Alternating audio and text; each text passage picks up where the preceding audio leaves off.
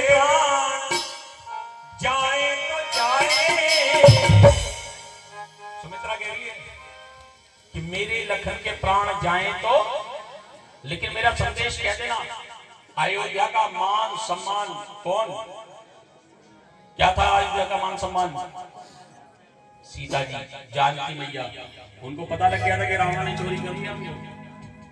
उन्होंने संदेश दिया हनुमान जी को, मेरे लखन के प्राण जाए तो जाए, लेकिन बिना जानकी के राम अयोध्या न आए। बिना जानकी के राम अयोध्या न आए।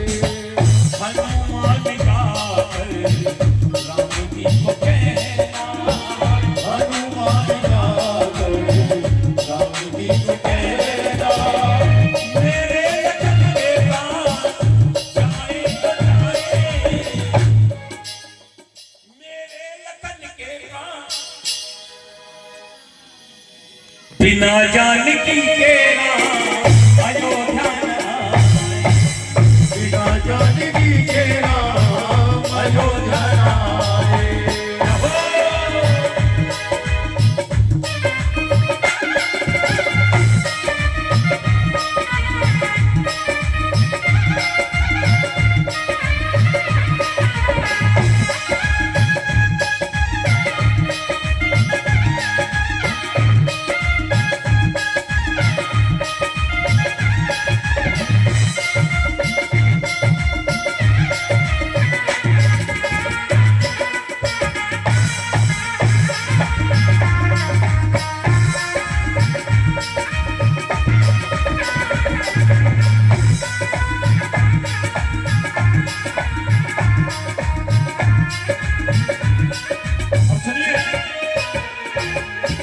सुमित्रा कह रही है बात, धन्य है लखन जो उनकी गोदी में लेटा।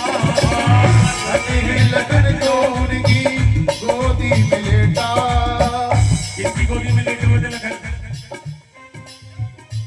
बोलो, जोर से बोलो, किसकी गोदी में लेटे? राम जी की गोद में। सुमित्रा कह रही है, धन्य है लखन जो उनकी गोदी में लेटा। धन्य है लखन जो उनकी गोदी में लेटा। लड़ने भेज दूंगी अपना दूसरा बेटा।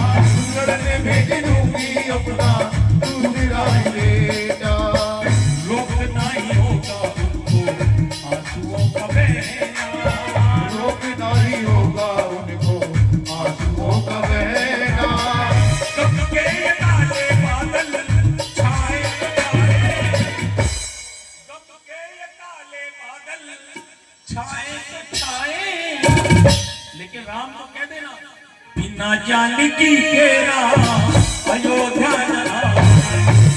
बिना जानकी के राम अयोध्या न आए।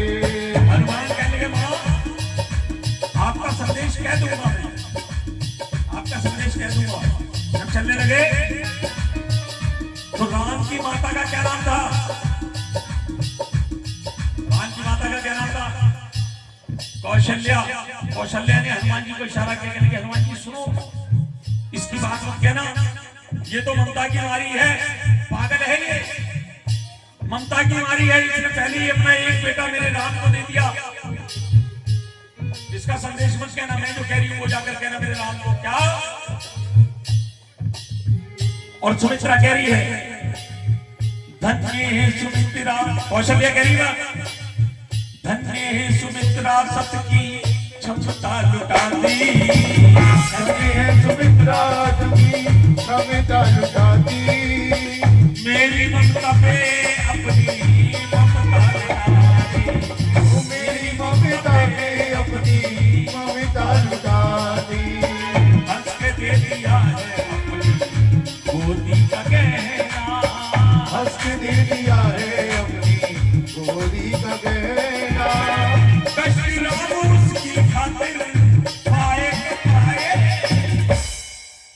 कौशल्या कह रही है, कश्मीर राम उसकी खातिर पाए तो पाए। किसकी खातिर? किसकी खातिर कष्ट पा रहे राम। कौशल्या कह रही है अगर लक्ष्मण के लिए राम को कष्ट हो रहा है तो कह देना कष्ट पाए, लेकिन ये बात मेरी जरूर जाकर कह देना, कष्ट राम उसकी खातिर पाए तो पाए, लेकिन बिना उस लखन के राम अयोध्या न आए।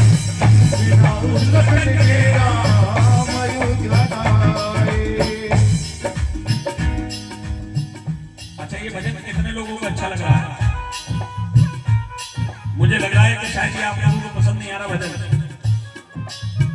अगर पसंद आ रहा है तो मैं सुनाऊं। कितने लोगों को पसंद आ रहा है ये भजन? सुनाऊं इसे आगे, इस भजन को आगे सुनाओ, इस भजन को आगे सुनाओ या दूसरा सुनाओ?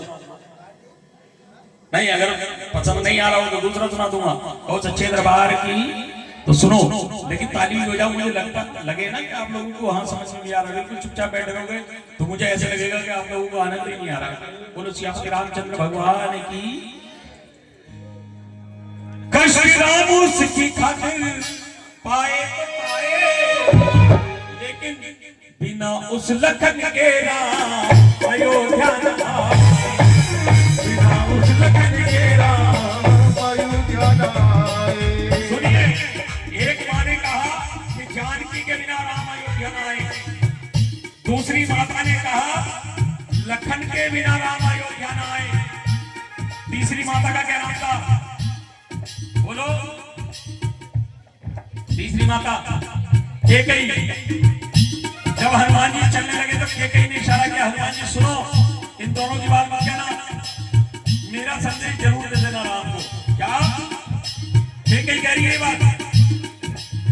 अयोध्या की खुशियों में सहायक नहीं हूँ, अयोध्या की खुशियों में सहायक नहीं हूँ, क्षमा मांगने के भी लायक नहीं, क्षमा मांगने के भी मैं लायक नहीं हूँ।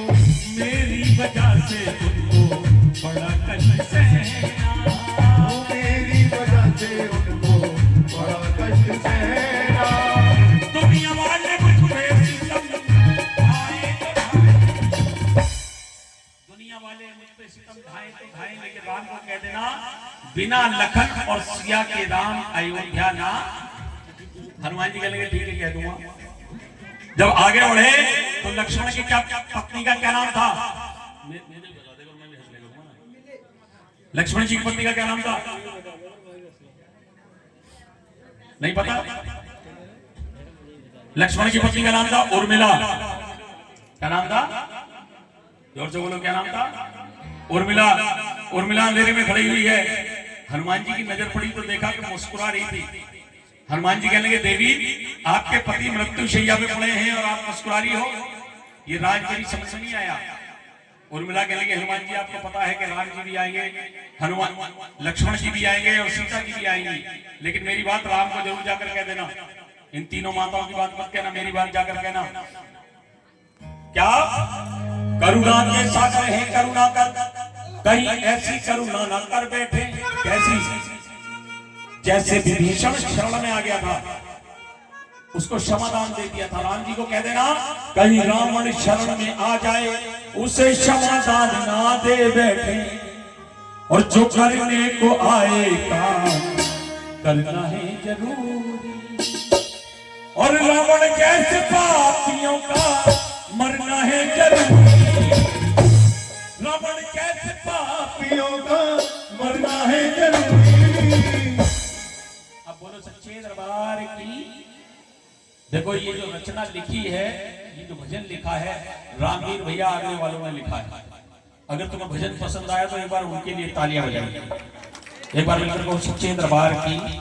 और आइए